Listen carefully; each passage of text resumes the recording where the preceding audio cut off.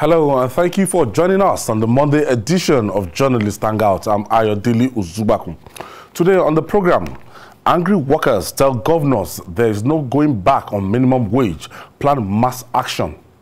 CBN wields the big stick on First Bank for floating regulatory directives as Awoshika defend ouster of reinstated CEO. And later on the show, bandits threaten to kill remaining students of Greenfield University, Kaduna, after collecting 55 billion naira ransom.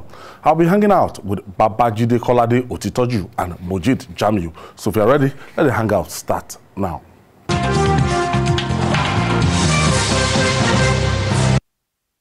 Thank you for staying with us. There's so much ado about the minimum wage implementation in Nigeria. The May Day celebration afforded Nigerian workers under the edges of the Nigerian Labour Congress, NLC, and the Trade Union Congress of Nigeria, TUC, opportunity to call on state governors to implement the 30,000 naira minimum wage approved by the federal government. The workers said there is no going back on the minimum wage since it is in their rights. They are planning a mass action to press home the need for the full implementation of the new minimum wage. When will this ghost be laid to rest? Babajide, this thing, you know, we said it that is a 5-year thing. One happened it was due 2011, another one is due now before the new one, you know, 30,000 naira. As I'm talking to you, inflation of over 18% has met this 30,000 naira, and some states are not able to still pay this 30,000 naira. Judy. Yes, Goodluck Jonathan approved a minimum wage in 2011, and another one fell due in 2016. That of 2015. We continue to drag and drag and drag. Negotiations went on and on and on until it was approved in 2020. Oh, this one is 2015. Now, this new minimum wage. No, if you calculate from 2016, one was due. So another one is already knocking on the door. So this 30,000 naira might not just be the... And we are saying that this one, while we are almost due for a fresh one, the last one that was due since 2016, 6 years we are still unable to faithfully implement it. The complaints of Labour is that even some governors that agreed to implement the minimum wage have refused to do that faithfully. You know, it looks like the minimum wage will eventually collapse because governors are increasingly finding it difficult to honor their own side of this bargain. Some have even come out to say, look, we cannot pay. The governor of Zamfara State has said, see, we cannot pay. He has said it in looking at the black and white, they can't pay. Remember, even back then, the minimum wage that Goodluck Jonathan came up with in 2011, Zamfara State could not pay that one. That's 18,000 naira. Yes, Zamfara State could not pay. Now, you can imagine it is 30,000 now. I'm not surprised that the governor has come out to say that he cannot pay. So, and then in the midst of this, a lawmaker is trying to take the minimum wage off the concurrent list, meaning that states will be able to negotiate on, with their workers. But according to the capacity of the states. Yes, but in all countries of the world, there is a minimum wage. That's the convention. There will be a minimum wage. You can have different minimum wage across the states. I mean, states can pay what they can afford, but there will be a minimum level that you cannot go below. Yes, that's what obtains in other countries of the world. What if the bill sails through and I'm sure a lot of the governors will support that bill. If it says true, it means then that there won't be any minimum wage anymore. A national minimum wage will no longer exist. So if a state can afford 7,000, that is what they are going to pay to workers. That won't be binding. Mujid, when you look at this trend and with what is on ground now, and the country is broke, and even the financial obligation of these governors, they cannot pay it. Even if, when Jide was saying Zamfara states could not pay that time, it was another governor under Abdulaziz Jare, and now it is Matawale, a different political party, and it's still the same reality on ground that they cannot pay. So we're talking about 30,000 naira across board. It's a grim picture for the national economy, especially given figures coming out of the NNPC. The truth of the matter is that I don't think we have more than 10 states of the Federation that could afford to pay the 30,000 minimum wage.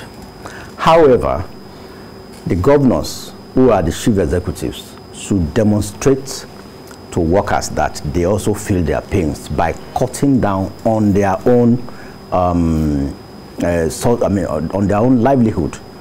I mean, if a governor is saying that he can't pay minimum wage, and you still go about with how many, about 15 vehicle convoy, and they see that governors are living large. We are running a government house with about, although those are statutory things, but then there is no way the workers will be happy. I mean, when they see somebody who is telling them, who is pleading with them that he can't pay minimum wage, he can't pay 30,000, he himself is eating a meal that is worth more than 30,000 when he invites them to dinner or for talks. So, the buffet table. to the buffet table. So you need to go to some of our government houses. I mean, it's like life goes on, you know. And these workers, they have civil servants who work in those places. They are the civil servants who treat some of these files, and they know how much goes into all these, all the contingencies of the governor, or the security vote of the governor, the feeding allowance of the governor, for the government house. Extra code, and what have you. So it is civil servants who treat all these files. So they are aware of some of these things. So it's difficult for them to reconcile the fact that, I mean, when a governor, for example, goes, or even a minister goes on a trip, and about 10 million goes on a trip, and how do you, explain to that level 8 officer who worked on that file that he cannot get 30,000 naira per month? So that is the problem. Although the reality is that, as it were, only about 10 states can afford the minimum wage. And we are talking, just like Jide said earlier, we are even talking of the 2016 own. And another one is even due now. But with prevailing situations in the economy, it is almost impossible for some of the states to afford 30,000. It's almost impossible. Judy, we are talking about the number of civil servants we have in every state, and last week we said something that some governors are complaining that, look, we're not elected to pay salaries. By the time you pay salaries in some states, I know of like a state like Gombe State.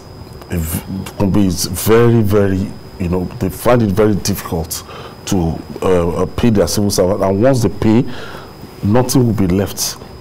So the same reflection you have in most states, that they will use the money after paying the civil service. When they implement this 30,000 naira, you hardly find any developmental projects that the state can do. How do we balance this?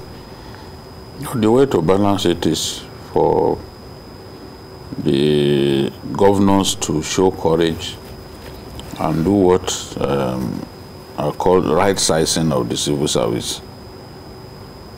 it is very evident that we do not need as many people as some of these governors have been saddled with, because the truth is they inherited these bureaucracies in the various states, but they are reluctant to right-size the civil service in their states because of the political backlash that that could cause. Now, you just have to tell yourself that, look, this is necessary. If we do not do it, there's no way you'll be able to continue to pay, because except you want to get to a situation in which you will then be using taking loans to pay worker salaries. We've done that in the past, but I don't think it makes any sense. At some point, Labour and governors, I expect Governor Fahimi, who is the leader of the Governors Forum, to speak with his colleagues and let them talk to Labour about the need for this right sizing to happen. If we keep a sizable portion of virile and very active civil servants, you can pay those ones good wages. The people that you don't need, let them go. There's no way we can go on like this. There's no way we can go on like this. The areas through which our resources are leaking are just too many, and we can't make progress if we continue. Labour has to agree at some point that, look, this right sizing is necessary.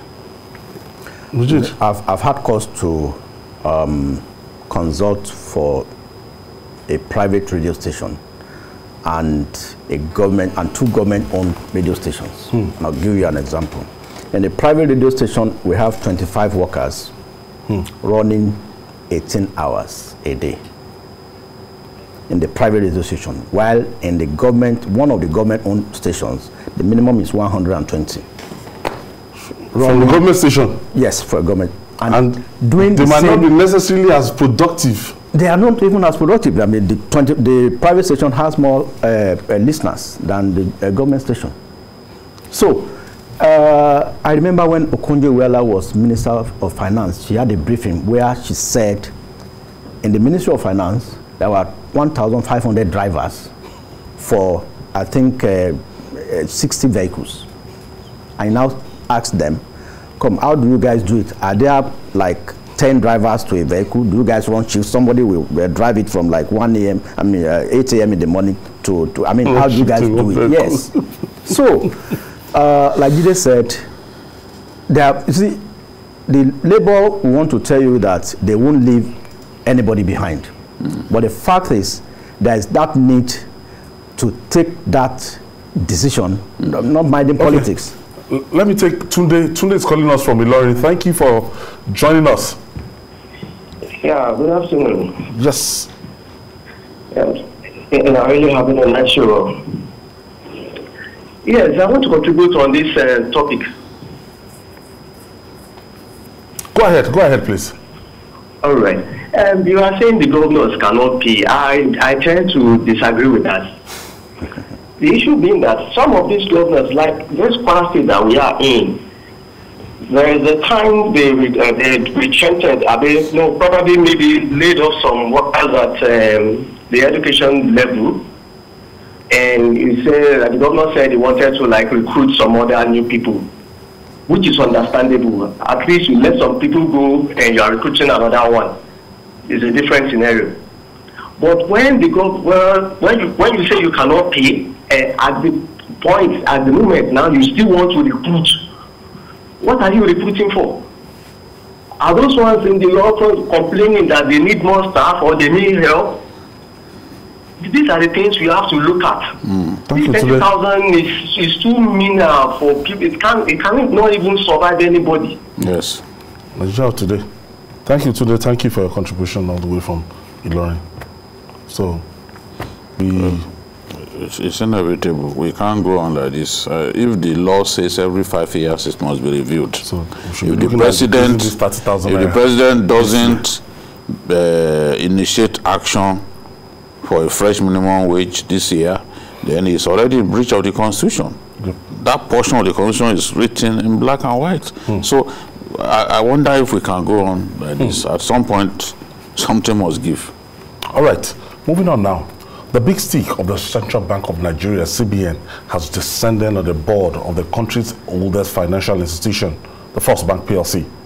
After the AGM of the bank, factions led by the group chairman, Oba Otudeko, and the chairman of the First Bank, that's Ibukun Awosika, were hatched plans to change the course of history in Nigeria's oldest bank, age 127. While the CBN reinstated Adedola Adedotun as the managing director and chief executive officer, Awosika defended his removal by the sacked board, saying his continued stay is inimical to the growth of the bank. Let me start with you, Jide. Let's break it down. I know for sure that depositors' funds in First Bank far outweighs that of the shareholder. So First Bank is just like a Nigerian bank, Barakbo, as in more than anybody that say I own this particular bank. But there's some guys that wield the big sticks, people in charge of the board and the shareholders. Now, the board announced the sack of the former MD, and CBN immediately restated that individual. Take it from there. The former chairman of the First Bank, Dr. Awosika, can say all sorts. But what's in the public domain is the fact that the CBN was not consulted before that decision was taken. Due process. CBN, you must follow the due process. You must notify the bank. Yes, you can hire and fire. You have that power to hire and fire. But you must notify the regulator. The regulator must know. The CBN has the power as the regulator to look at the books of banks, and they will be in position to know whether some of the practices of the bank are healthy. Because at the end of the day, when things go wrong, the CBN is also the bank that helps to reflate these banks when they run into trouble. And it has done that even for this First Bank on a number of occasions, just to stabilize things, ensure that, look, this kind of bank does not face any crisis.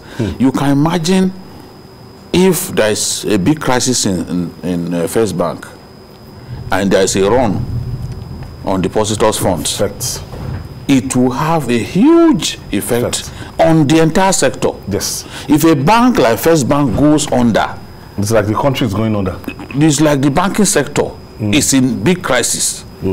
Because look, the very elderly people, the conservative people, that is their main bank. That's the bank where a lot of them have shares. It remains a very, very important bank. Now, some of the actions of the directors of the bank pushed the CBN to take the action that it took. Insider abuses are never condoned anywhere in the world. Insider abuses are never condoned, and you can't simply be lending to yourself as evidence shows that they have done.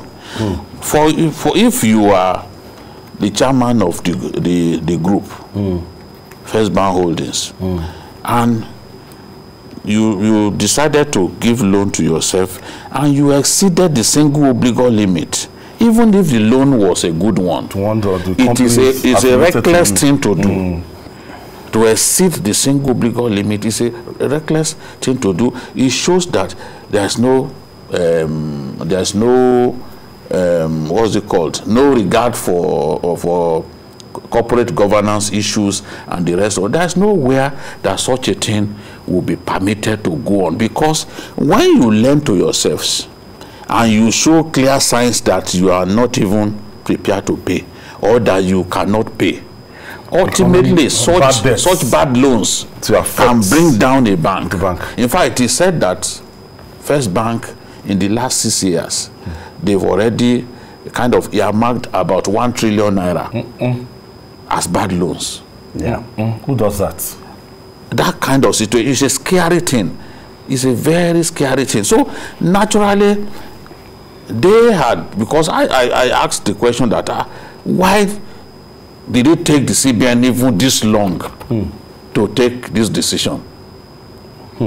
And I understand that, look, they had been trying to manage the situation, get about to so this guy was laid off. What was right, and all. No, as far as the CBN is concerned, Adeduton is the person that they are certain can help them rein in these guys. Yes, the big boys. Yes. So now, clearly we must have been taking some decisions that they didn't like, and they decided to move against him. The CBN said so. I mean, CBN so now the CBN, if that was the reason why you let him go, and you wanted to bring in someone who will now allow you to do the things that you wanted, then the CBN will not allow that. You know that the bank will be threatened. The same man has a case with EcoBank that has already reached the Supreme Court.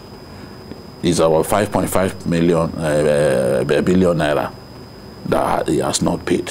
So when you look at the whole, and there is no sign, because I looked at when I was reading through some of these things, I saw that, look, there's nothing wrong in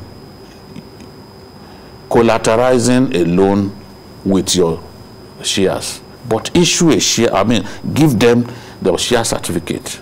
Is there any evidence that you have done that? You cannot force a bank, to simply go, invest in your company, which is Honeywell in this case. They are the business of lending. They are not into making flour and other things. You can't force them to buy the shares of your company. Let's go for this break. When we come back, I'm sure you want to hear us break it down more. So we're going to break it down. So we'll take this break. When we come back, we'll talk more.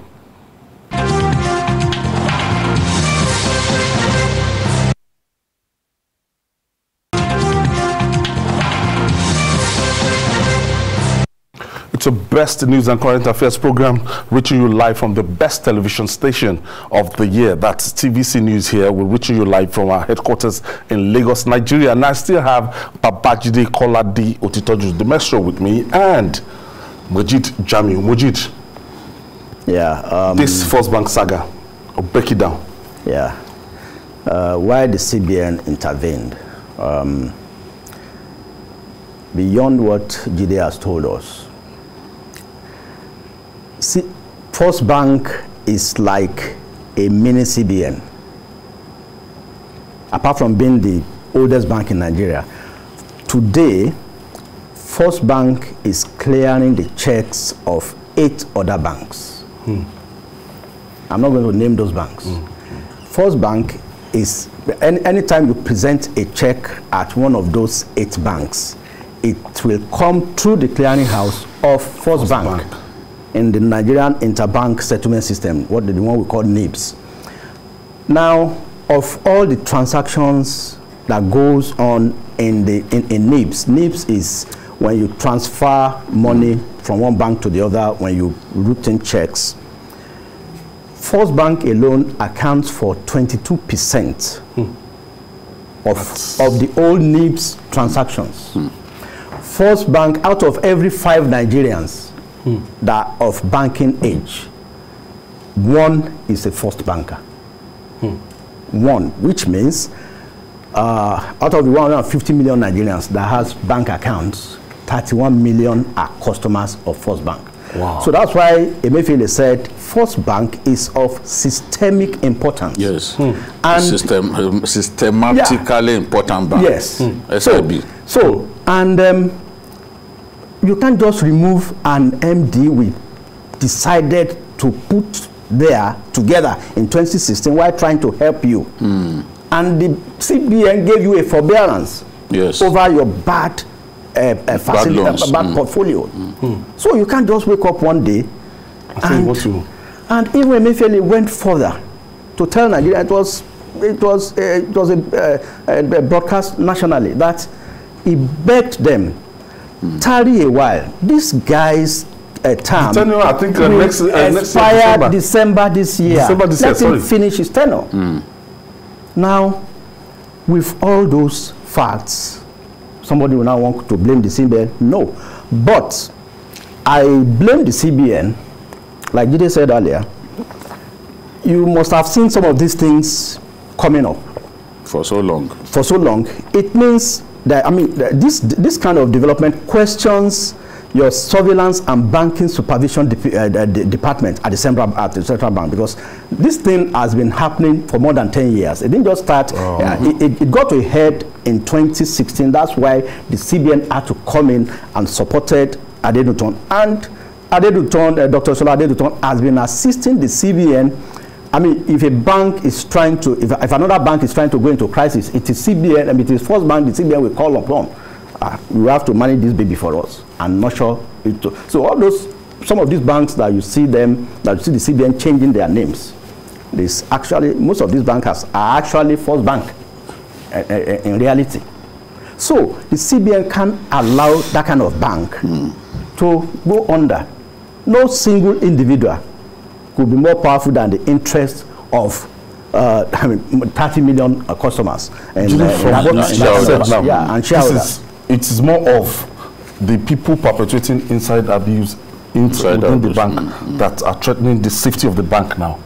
Nothing destroys a bank more than that. When you have all kinds of unsecured loans and all that, how do you then survive? Ahmed Kuru, the MD of AMCON, said big boys in Nigeria, they don't pay their debt. That instead of them to pay their debt, they use the money to buy a yacht. Remember what Jimo Ibrahim said back then, that we are all debtors. We are all debtors. You know the way that one talks. Because AMCON is in a better position to talk. Of course. Because by the time you declare your mess, it's AMCON that buy all the debts. This is not something. I remember I once wrote a cover story for the news that I titled it Overdraft Billionaires. They are all indebted to banks. And the willingness to pay is not there on the part of a good number of these people. And nothing destroys banks more than that. Connivance. So it will be difficult. Now, you see, the thing is, because of some people, is it not in this country that bank members of a bank board used depositors' funds to buy shares for themselves? Talking about Societe Generale. Yeah. Have we forgotten? Use depositors' funds to buy shares for themselves. This is what goes on in our country. And if we don't manage this kind of situation very well, even you could lose between 20 to 30% of your shares. People will leave. You can imagine when people sense that there is crisis in First Bank or 4 places. If you don't move in quickly. Very wrong signal. And this thing, just as we said, it's been on for some time. Yeah. You know, you remember the case of their former MD that was asked to go. No, not Lunge. The one in 2015. BC Onosonya. Onosonya. The one that they don't. Yes. So many loans without collateral, politicians coming to ask for money, just taking money. There's nothing that kills banks more than that. The only thing that I want to see is for this sort of thing to happen at Zenith, at UBA, and other banks. The CBN must show that it is the true regulator. Go to those places and ensure that this kind of infractions do not happen. Okay, let's take Hassan. Hassan is calling us from Lagos Island. Thank you for joining us, Hassan. Good evening, everybody. Good evening, Hassan. Good evening. Yes, I'm very, very much interested in this First Bank matter because I'm a shareholder. It concerns me. Yes. You see, what we are seeing now in these banks is what is happening. This insider abuse is a cause on ethical attitude of the members on the board. And I don't see us going forward if you allow this kind of thing to be happening. You see, a lot of people will lose their hard-earned money. A lot of people will lose their job. Yes. The shares of the bank will go down the drain. And you can see people giving covers to people pretending to be businessmen, while in reality they are fraudsters. They are not businessmen. I think only why somebody will take loan without collecting. This is inside abuse. And somebody is telling us that it is right and it is unjust for even ask him to pay the loans. Let me take you to another lane. When this government came, there was a problem where all was there and go took money from bank not paying. This Fadi was stopped in Nigeria. Yes. This is a hard-earned money. You understand? Thank you. You cannot take government money. Thank you for your contribution. Thank you. CBN went further. They named the new members of the new board, and it's like CBN is trying to do like a surgical operation on that bank to monitor the bank closely. And part of the people they named, the people like Ebenezer Olufooshe, these are tested and trusted people over time in the banking sector. CBN made Remi Babawala, former executive director in the same First Bank, so you know, understand the system. Former deputy governor. Former deputy governor of the central bank, and also former minister of state. I mean, was named as the chairman of the holding company. That's the position occupied by Obatudepo. And the one occupied by Awoshika was given to one of the... the chairmanship of First Bank. Yeah, chairmanship of First Bank was given to Hassan, I think, or Batel or something, who is also a seasoned, a very respected banker. And also, I think he has a lot of shares in the bank too. Now, what the CBN is trying to do is, like Emefiele said, he said they have been having a very good working relationship with the Chola Adeduton-led MD. I mean, and that they expect him to continue. That's why they brought him back just within 24 hours. And I expect, while the CBN governor said it's suspected that Adeduton has been doing some things which the board members, the big boys don't like. So I expect that going beyond the suspicion, it should actually now prove to us that that is what happened. No, I think they're giving some people demanded to pay up with the bank. No, 48 hours. In the case of Honeywell, I think Honeywell came out with a statement at the weekend that they have a very good relationship with the First Bank, and that their loan is performing, and that they have been doing business with 4 banks since 1972 or thereabout, and that the CBN actually wrote them. I mean, the First Bank wrote them, quoting some circulars from the CBN that they need to perfect their portfolio, which they said they are doing. However, and I think I want the CBN to be careful in the way they handle the Honeywell matter, because we have about 10,000 Nigerians working there. So that they won't. I think for the first time after Sanusi Lamido in that industry, this is the first time I'm seeing the Emefiele-led CBN really acting this fast and everything. You know that, look, there's something urgent that needs to be like a surgical operation to be done on First Bank. Because the problems had always been there. And that was why I said I expected the CBN to have taken this decision a long time ago. Look, Arishikola was a very big shareholder at First Bank. Then he died in 2014 or so. Today, First Bank is chasing its estate to the tune of 7 billion. GTB too is chasing their funds. Yes, they are chasing their funds, you know. So, just as Kuru said, a lot of our big boys, in inverted commas, there is always that reluctance to pay up. You can't have that situation, because such indiscipline is what leads to the death of banks. Now, what the CBN needs to do is go to Unity Bank. Is this sort of thing happening? we don't want to see something that appears selective. Yeah. These banks are guilty of this. Yeah. They are all They are guilty. Whatever we've seen about Tudeko do has happened in other banks. I won't, even though there's no need to mention their names. Whatever we've seen him do has happened in other banks without necessarily mentioning their names, but they know that these things are happening. With the case of First Bank, it's too strategic to be allowed to go into any form of crisis. And I talked about Nelson here at that time, the crisis that led to his unceremonious exit. Even the shareholders, the shareholders bore the brunt of it.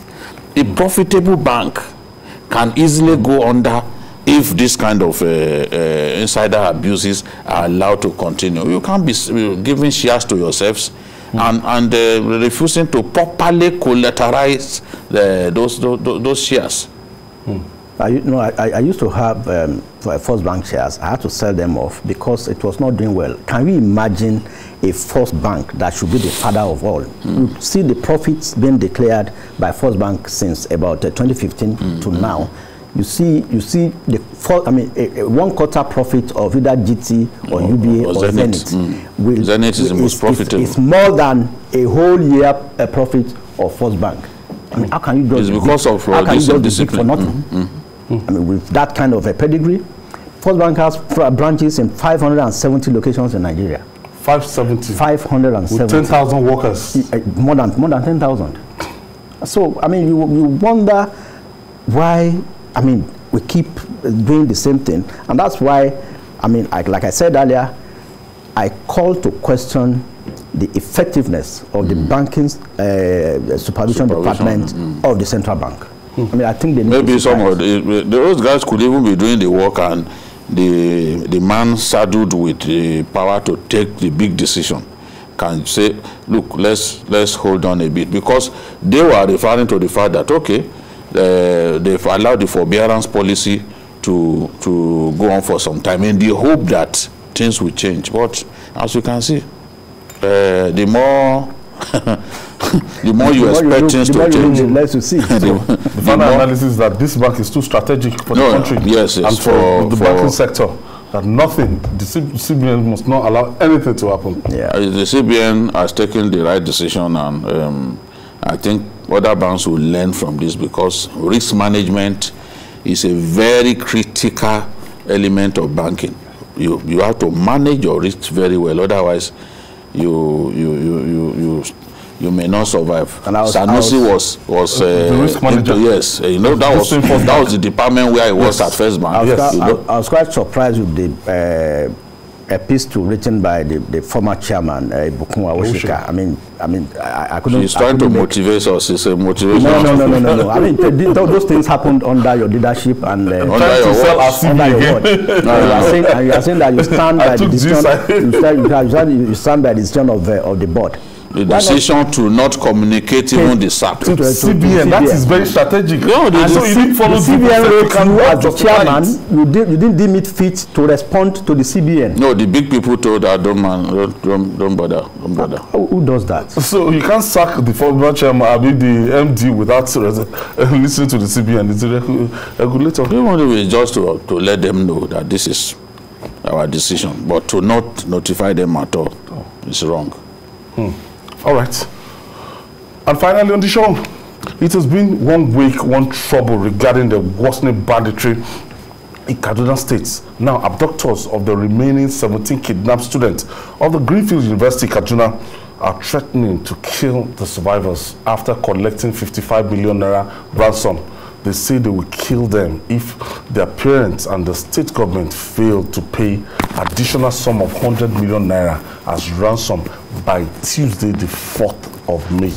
So, who will save these students? Already, we know the stand of Governor Nasiru El-Rufai, saying the state government will not negotiate with these bandits. Now, these bandits are looking for additional 100 million naira. Where would they get it from?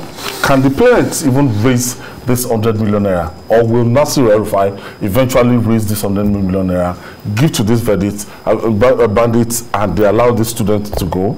Or we are going to gamble with their life to the deadline on the 4th of May? It's already, the deadline is already eerily close. And I can only... That's to Tuesday. They are talking about Tuesday. Tomorrow is Tuesday. Yes. So that's what I'm saying. It's already eerily close. It just shows that these guys are just animals. There's no way to describe. Even animals are better than these bandits, because how many lives do you want to take? The dilemma for me is that we have refused to be decisive. We have refused to be aggressive in dealing with these undesirable elements. Now they are putting people's lives at risk. Yes. What is wrong in sending your child to school? And when your child gets sent to school, a good school, the state. The state should have the must be able to protect the people, protect those children. Now, they've killed 3, including 5, including women. Initially, I thought it was the boys. Maybe the boys were trying to struggle with them. But they've killed girls. Yes. So now, they are saying they want to kill the rest of them. You've taken 55 million. You are claiming that you spent the 55 million feeding these people. How do you feed 37 people, 49 people, or 55 million in 1 month? They were eating elephants. The hotel in Nigeria where buffet is most expensive. Inside the bush.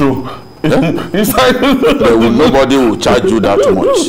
You know? Go to, is it Transcorp? Even Transcorp now. How much do they charge for a buffet? And you will eat to your heart's feel in a very convenient environment. Now you are claiming that you fed them. I mean, these guys are just... I've been demanding that we should be very hard on these people. We are not. They are challenging the state. They are making it look like we don't even have armed forces. We know where these people are. I pray they don't just carry out their threats, because this will send a in wrong a digital signal. age. In a digital age, very wrong signal. The satellite should be able to pinpoint where these bandits, each of their gangs, are. Let's get help from the Americans, from the Israelis, to take them the out. Israelis who have the capacity to locate. Yes. Use this geotagging to locate where these guys are, and let's go and finish them, because they've shown that they don't deserve to live. Look at Daudawa.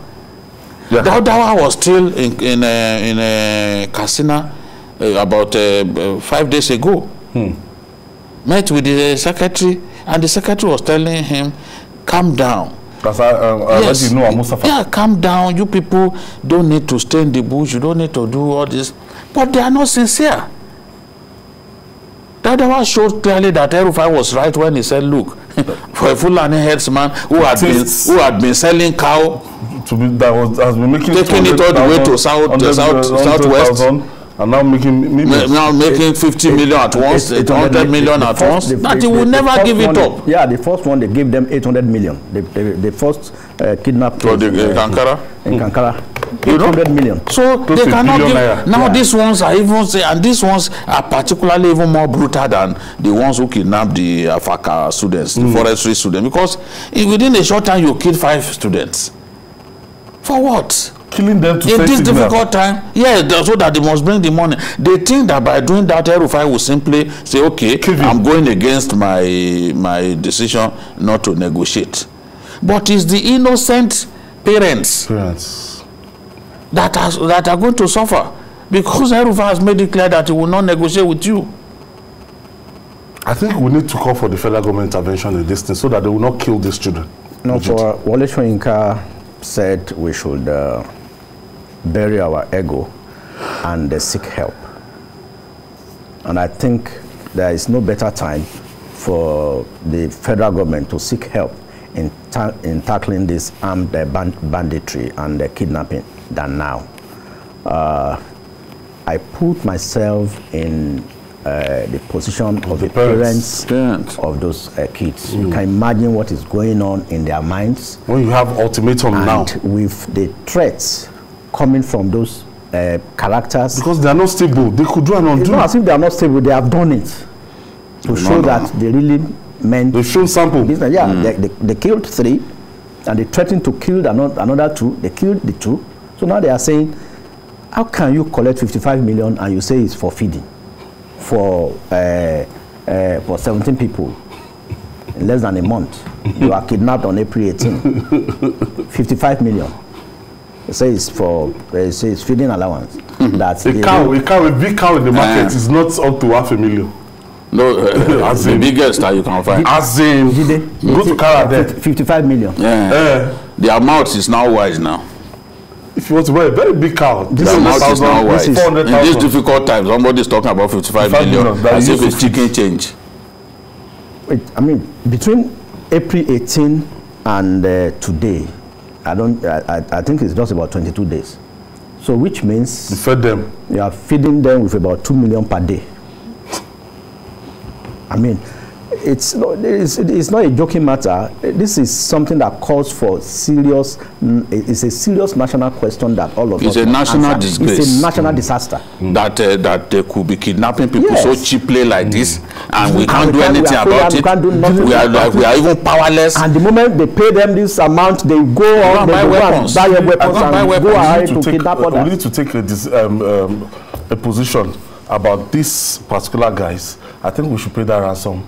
And they should leave the students. For me, if I have a child there, they've asked me this question here repeatedly.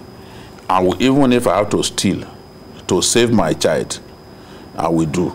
Now, the problem is, how do those parents raise this kind of money within such a short time? That is it. They too will be going through a lot.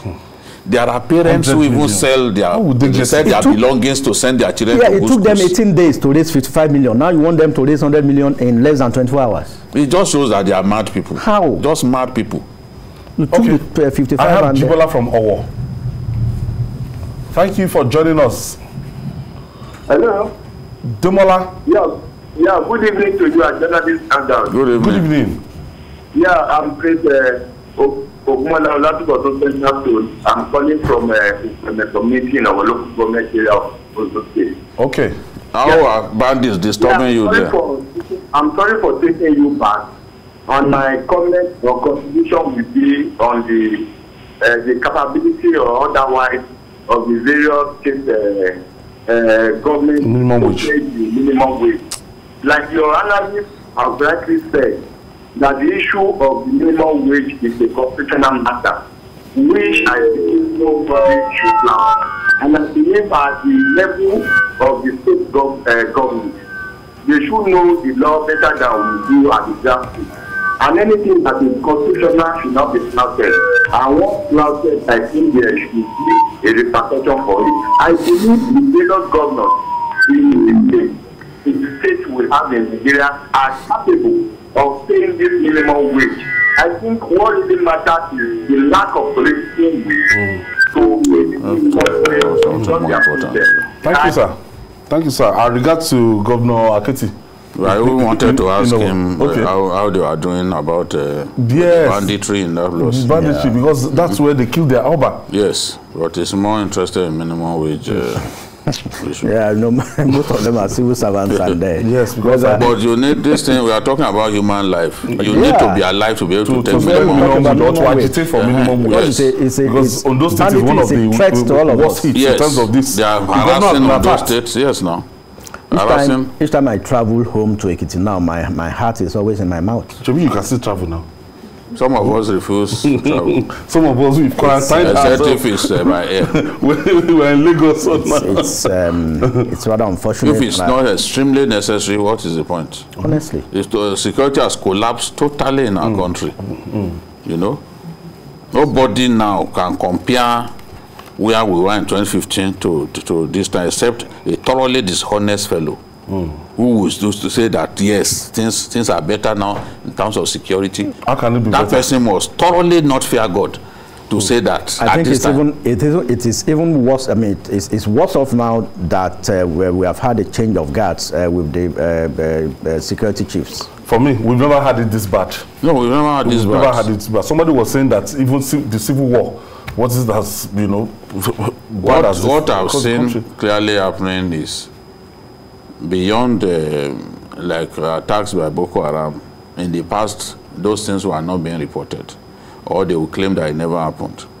But somehow under these new people, the information gets out, and coming out. Yeah. Sometimes they don't even bother. Sometimes they don't bother to say no, it didn't happen. You know, so but before, Boko Haram would seize Baga and they would tell us that they repelled. No, and those guys will now send their video while they are sitting inside the base. Alhaji Moji Jamiu, we're counting down. Yeah. And they say Miyashika? Miyashika. Okay, we're counting down to the end of. Let's remember those students in our prayers. Those students, that the next 24 hours that God should just intervene. A lot of my friends are saying that they are finding it difficult to sleep these days. They are worried about Nigeria. I find it difficult to sleep. Is this our country? You know, and with every passing day, something happens that will make you feel really worried. Just hope that the message of Babajide Kolade, and that's our offering today. Join us tomorrow for another episode of the program. And don't forget to join us. Tell everybody, Journalist Hangout on Sunday. We have Journalist Hangout, the special edition every Sunday now for 2 hours. That's between 1:30 p.m. to 3:30 p.m. every Sunday. Then on our DSTV platform, 418, GoTV platform, 45, and our other platform, apart from our terrestrial platform. We're also on YouTube, youtube.com/TVC News Nigeria. I'm Ayodele Uzubaku. Bye for now, and God bless Nigeria.